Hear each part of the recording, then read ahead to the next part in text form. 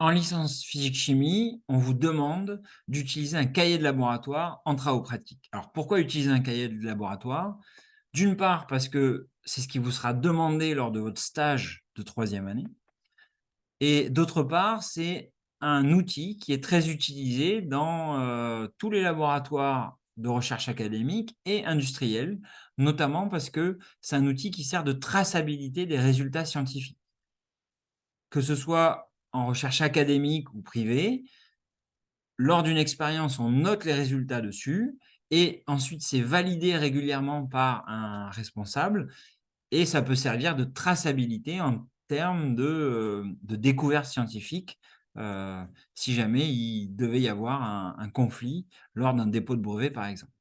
Donc nous, d'un point de vue de la licence physique-chimie, notre but, c'est de vous habituer à utiliser cet outil, qui est très important en recherche et notamment en sciences expérimentales.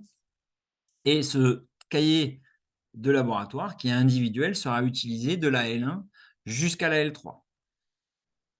Alors, comment se présente un cahier de laboratoire? On vous demande d'en acheter un. C'est un cahier de laboratoire au format A4 avec des pages cousues collées, c'est-à-dire sans spirale, de manière à ne pas arracher de pages facilement. Et on va noter ici les expériences de TP. Vous noterez également vos travaux préparatoires pour les TP, qui seront faits en amont du TP. Alors, qu'est-ce que vous allez noter dans ce cahier de laboratoire? On peut regarder un exemple qui vous est donné à la page d'après. Ben, on va noter la date, ensuite l'objectif de l'expérience. Ici, il s'agit de préparation d'une solution à tant de pourcents. On va noter les mesures effectuées, les calculs, peut-être une formule du composé étudié. On va pouvoir noter également des remarques personnelles pour dire si ça a fonctionné ou pas, si on a observé euh, quelque chose d'inattendu. Et on va pouvoir bien sûr noter des schémas, euh, indiquer nos mesures brutes, d'accord, avec les unités. On va pouvoir noter également dans la marge des remarques.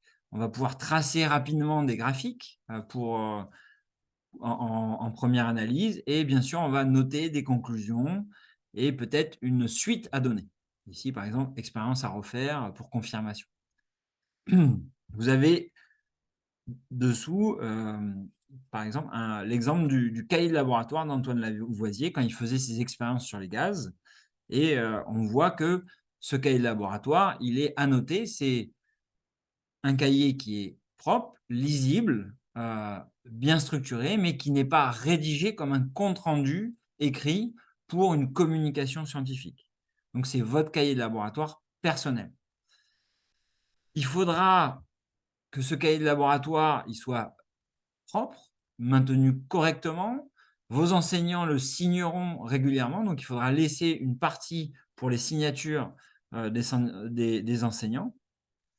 Et vous avez ici une liste des choses à noter dans ce cahier de laboratoire. La date, l'intitulé de l'expérience, description précise des expérimentations, les relevés des mesures, les conditions d'obtention, si vous obtenez un produit en chimie organique, quelle couleur il a, euh, à quoi il ressemble, est-ce qu'il sent fort ou pas, est-ce qu'il a l'air visqueux, voilà, toutes ces observations qui peuvent être importantes pour se souvenir de la manière dont s'est déroulée l'expérience. Bien sûr, vous détaillerez vos calculs, vous allez noter les faits, les observations marquantes ou inhabituelles, les liens entre les différentes phases d'une même expérimentation, en indiquant que d'abord vous faites ci, ensuite vous faites ça, euh, ensuite votre interprétation, peut-être avec vos questionnements, euh, et bien sûr des pistes pour améliorer l'expérience si c'est demandé et si vous avez des idées. Comment utiliser le cahier de laboratoire? Vous avez ici toute une liste. Euh, il faut bien sûr utiliser une encre indélébile. C'est pas au crayon à papier qu'on travaille. On a le droit de barrer, mais proprement. Il faut bien sûr référencer les intitulés des TP dans le sommaire. Ensuite, interdit d'arracher des pages. Dès que vous sautez une page, il faut le signaler, d'accord, pour qu'il n'y ait pas de doute là-dessus. Vous avez le droit, vous pouvez dater, coller des graphiques, imprimer dans les salles de TP, puis coller votre graphique. Ensuite, numérotez vos pages, ça c'est très important. Datez chaque page au fur et à mesure et demandez la signature de l'enseignant pour qu'il vérifie la qualité de votre cahier de laboratoire. Si vous voulez aller plus loin, il faut savoir que sur le site du ministère de la Recherche, il y a des consignes, comment utiliser un cahier de laboratoire, puisque les cahiers de laboratoire sont présents dans tous les laboratoires académiques du ministère de la Recherche. Voilà, c'est la fin de cette vidéo.